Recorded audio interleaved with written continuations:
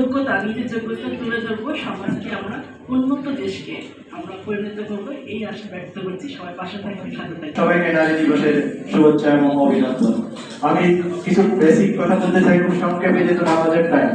আমি আপনাদেরকে অনুরোধ করবো, ঘর থেকে শুরু করতে হবে আপনাদেরকে।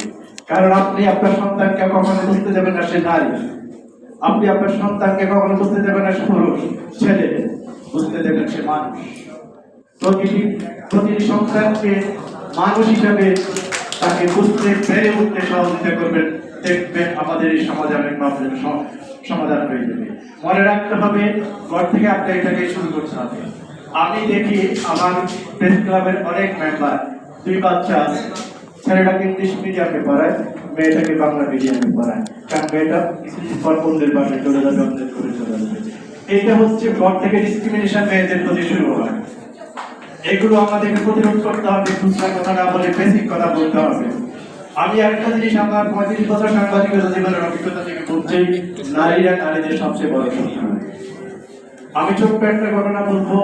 আমি আমার প্রথম সন্তান যখন জন্ম করবে, তখন আমার ওয়াইফ মহিলা পরিষদে চাকরি করতেন।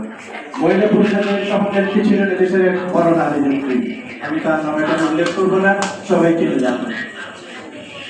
তখন 3 মাস নারীদের যে ছুটি শুরু হয়নি, মাত্র 1 মাস ছিল।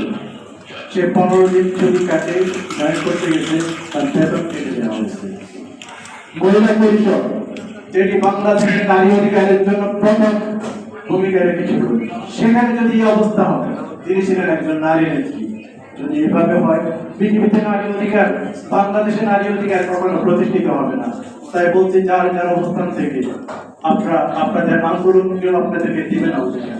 নারী জাতির ক্ষমতায়ন অনেক হয়েছে, কিন্তু আপনার বাস্তবে নারী কতটুকু ক্ষমতাশালী, কতটুকু তার অধিকার প্রয়োগ করতে পারছে, কতটুকু সমাজে সে কি করতে পারছে। আমি একটা ছোট্ট আরেকটা ঘটনা বলবো। একটা নারী ড্রাইভ করতেছে, পাশে একজন হুজুর রিক্সায় করে যাচ্ছে। অকারণে আমি পেছনের গাড়িতে বসা, অকারণে ওইদিকে তাকিয়ে অকুদ্ধ ভাষায় কথাবার্তা বলছে। আমি একটু প্রতিবাদ করলাম।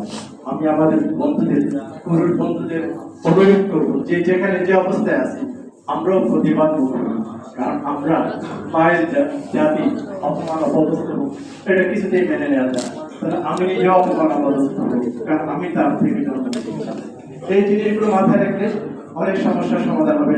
আবারও আমি বলি, আপনাদের ঘর থেকে আন্দোলন শুরু করতে হবে, এবং শুধু ক্ষমতায় কতটুকু হচ্ছে, কতটুকু প্রয়োগ হচ্ছে, কতটুকু আপনি অধিকার প্রয়োগ করতে পারছেন, কতটুকু আপনার অফিসে সেটা প্রয়োগ করতে পারছেন, কতটুকু আপনার সহকর্মীর কাছ থেকে আপনি সম্মান পাচ্ছেন, এটা আগে দেখতে হবে।